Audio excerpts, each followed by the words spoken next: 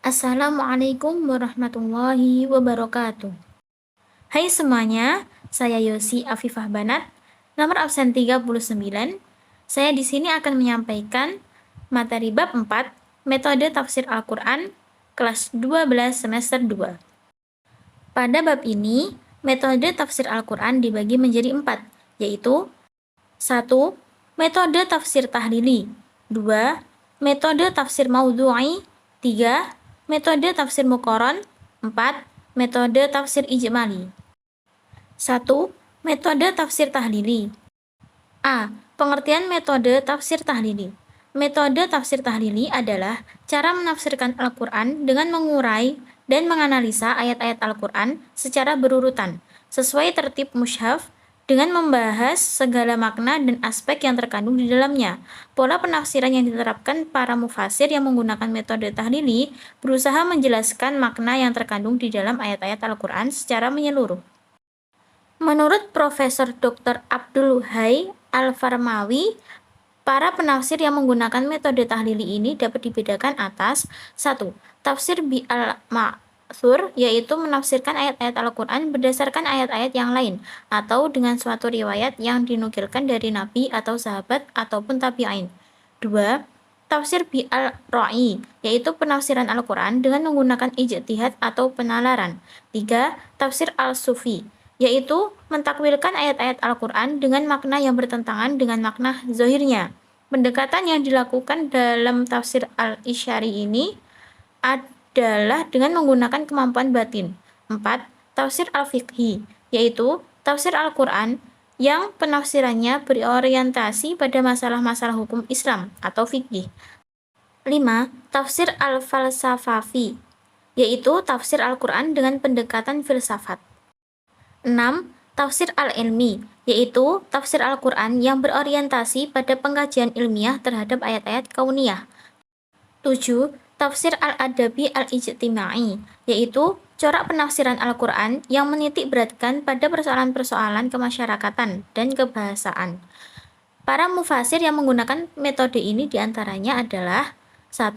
Muhammad Rashid Ridho, 2. Ahmad Mustafa Al-Marauhi, 3. Muhammad Shaltut. B. Kelebihan metode tafsir tahlili. Di antara beberapa kelebihan tafsir metode tahlili adalah sebagai berikut.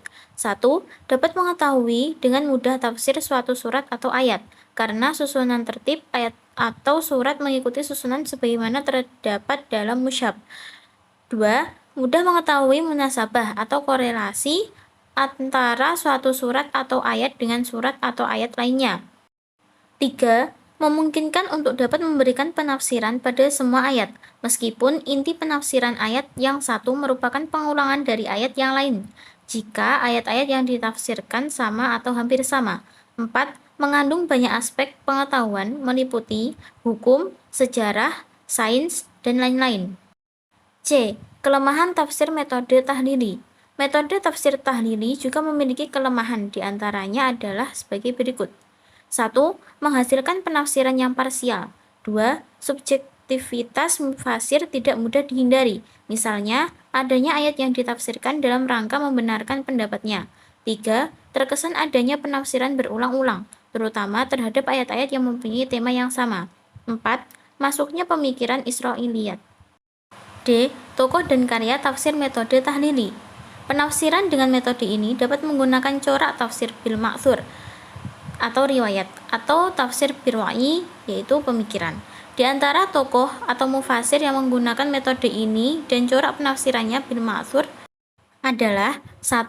Muhammad bin Jarir al-Tabari, dikenal al-Tabari, wafat 310 Hijriah. Karyanya Jami' al-Bayan an Ta'wil Al-Quran Al-Karim yang terkenal dengan tafsir Tabari. 2. Abu Muhammad Husain bin Mas'ud al-Baghawi, wafat 516 Hijriah. Karyanya yaitu Ma'alim al-Tanzil. 3. Ismail bin Umar bin Katsir, dikenal Ibnu Katsir, wafat pada 120 Hijriah, yang karyanya yaitu Tafsir Al-Quran Al-Azim. 4. Abdurrahman bin Kamaluddin Al-Suyuti, wafat pada 911 Hijriah, dengan karyanya yaitu Ad-Durar Al-Mansur fi At-Tafsir bi Al-Ma'sur. Adapun tafsir tahlili yang bercorak tafsir Biroi diantaranya sebagai berikut, yaitu 1. Muhammad bin Hasan Al-Qazin, wafat pada 741 Hijriah, karyanya yaitu Tafsir Al-Qazin. 2. Abdullah bin Umar Al-Baiddawi, wafat pada 691 Hijriah, dengan karyanya yaitu Anwar Al-Tanzil wa Asrar Al-Ta'wil. 3. Mahmud bin Umar Al-Zamahsyari, wafat pada 538 Hijriah, karyanya yaitu Tafsir Al-Kasyaf. 4. Muhammad bin Zakaria Ar-Razi, wafat pada 606 Hijriah, karyanya yaitu Al-Tafsir Al-Kabir wa Mafatih Al-Ghaib. 5. Muhammad Rashid Ridho, wafat pada 1935 Masehi, karyanya yaitu Tafsir Al-Manar. 2. Metode tafsir maudhu'i.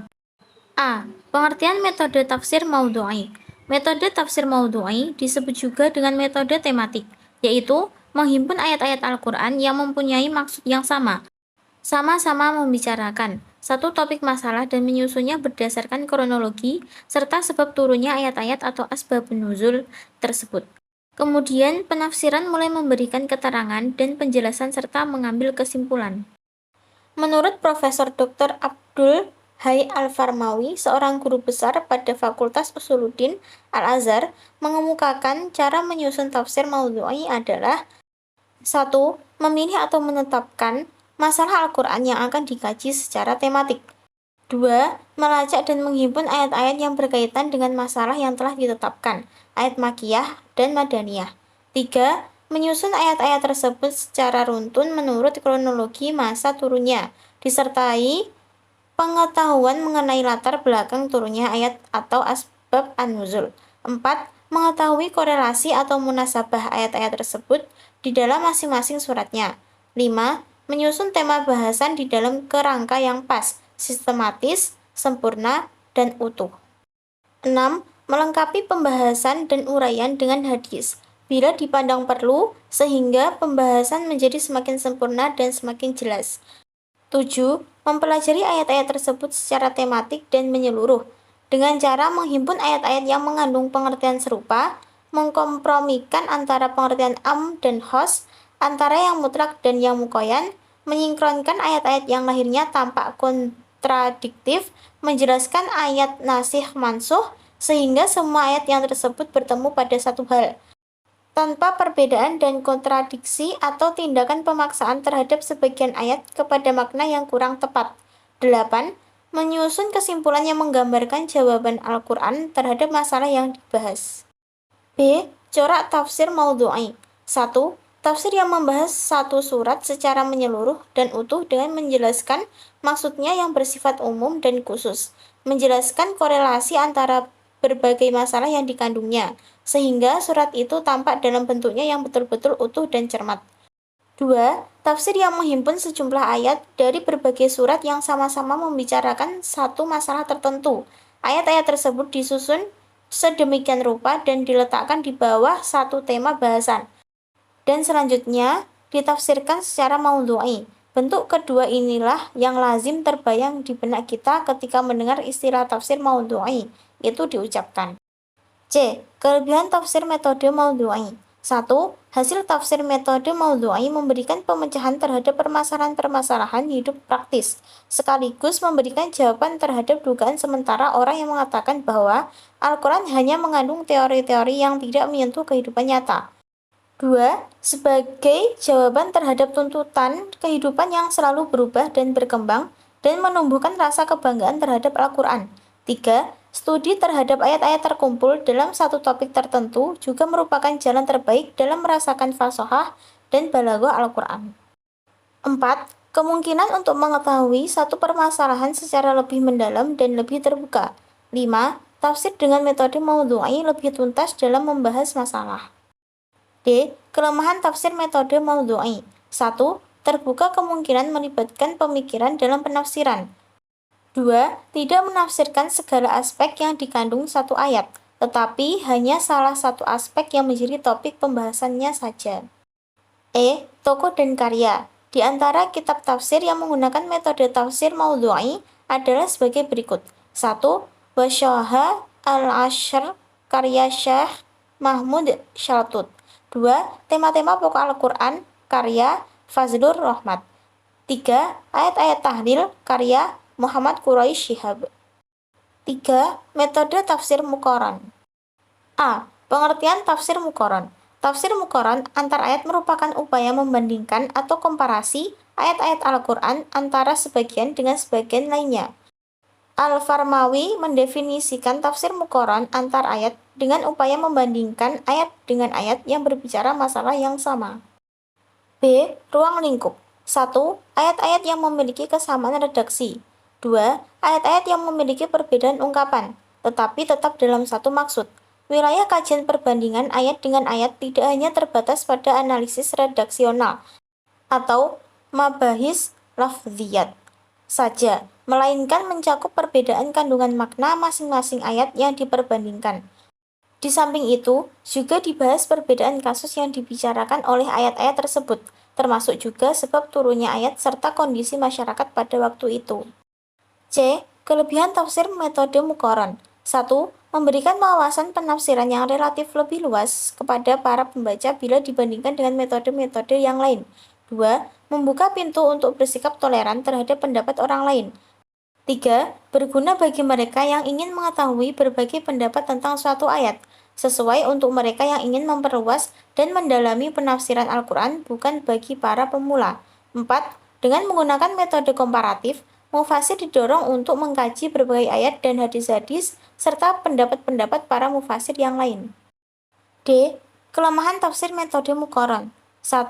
Tidak dapat diberikan kepada para pemula. Hal itu disebabkan pembahasan yang dikemukakan di dalamnya terlalu luas. 2. Kurang dapat diandalkan untuk menjawab permasalahan sosial yang tumbuh di tengah masyarakat. Hal itu disebabkan metode ini lebih mengutamakan perbandingan daripada pemecahan masalah. Untuk pemecahan masalah yang tepat adalah menggunakan metode tematik. 3. Terkesan lebih banyak menelusuri penafsiran-penafsiran yang pernah diberikan oleh para ulama daripada mengemukakan penafsiran-penafsiran baru. 4. Metode tafsir ijmali. Tafsir ijmali ialah menafsirkan ayat-ayat Al-Quran dengan cara mengemukakan makna global, menjelaskan ayat-ayat Al-Quran secara ringkas, tapi mencakup dengan bahasa yang populer, mudah dipahami dan mudah dibaca. Sistematika penulisannya menurut susunan ayat-ayat di dalam mushaf, menyajikannya tidak terlalu jauh dari gaya bahasa Al-Quran, sehingga pendengar dan pembacanya seakan-akan masih tetap mendengar Al-Quran padahal yang didengarkan itu tafsirannya. B. Ciri-ciri metode tafsir ijmali. Ciri-ciri dari metode ini adalah mufasir menafsirkan Al-Quran dari awal sampai akhir tanpa perbandingan atau muqaran, dan penetapan judul maudhu'i. Dalam metode ijmali tidak ada ruang untuk mengemukakan pendapat sendiri. Itulah sebabnya kitab-kitab tafsir ijmali tidak memberikan penafsiran secara rinci, tapi ringkas dan umum, sehingga seakan-akan kita masih membaca Al-Quran padahal yang dibaca adalah tafsirannya. Namun, pada ayat-ayat tertentu diberikan juga penafsiran yang agak luas, tetapi tidak seluas pembahasan pada tafsir tahlili. C. Kelebihan tafsir metode ijmali. 1. Praktis dan mudah dipahami, praktis tanpa terbelit-belit, sesuai bagi yang ingin memperoleh pemahaman ayat-ayat Al-Quran dalam waktu yang relatif singkat. 2.